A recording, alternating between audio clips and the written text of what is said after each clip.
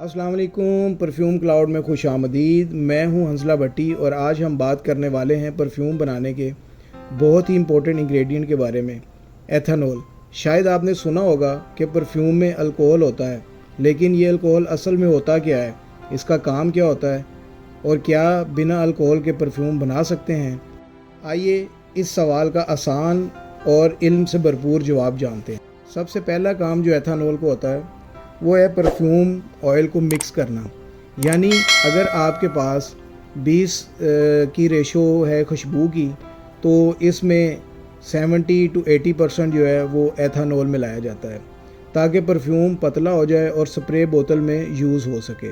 दूसरा काम, ethanol evaporate करता है। यानी जब आप परफ्यूम लगाते हैं, एथेनॉल सबसे पहले हवा में उड़ जाता है और साथ ही साथ फ्रेगनेंस मॉलिक्यूल हवा में रिलीज़ हो जाते हैं।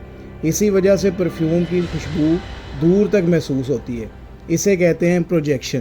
परफ्यूम के जो शुरू के नोट्स होते हैं, जैसे सिट्रस या फ्लोरल, वो एथेनॉल की वजह से फ़ौरन महसूस होने लगते हैं। ये खुशबू का सबसे पहला एहसास होता है जो आपको अपनी तरफ अट्रैक्ट करता है।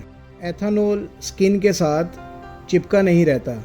जब आप परफ्यूम लगाते हैं तो एथेनॉल जल्दी सूख जाता है और आपको एक फ़्रेश और ड्राई फीलिंग देता है। ना चिपचिपाहट होती है और ना ही कोई स्टिकीनेस होती। लेकिन अगर आप एक ऐसा परफ्यूम चाहते हैं कि जिसमें एथेनॉल ना हो, जिसको आप अल्कोहल फ्री बेस कहते हैं, तो ये बेस बनाने के लिए आपको 2-3 तरीके हैं, आप उनसे इसको बना सकते हैं। जैसा कि DPG है, इसके बारे में भी आपको डिटेल से बताया जाएगा कि DPG क्या होता है। जजूबा ऑयल है, स्वीट आलमंड ऑयल है।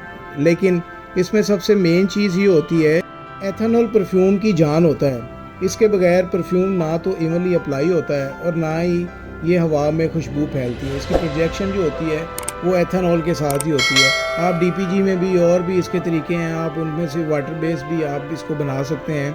लेकिन उसमें सबसे जो बड़ा मसला आता है वो ये होता है कि वो स्किन पे ज़्यादा देर ठहरता तो है, लेकिन उसकी जो प्रोजेक्शन होती है वो बहुत ही कम होती है।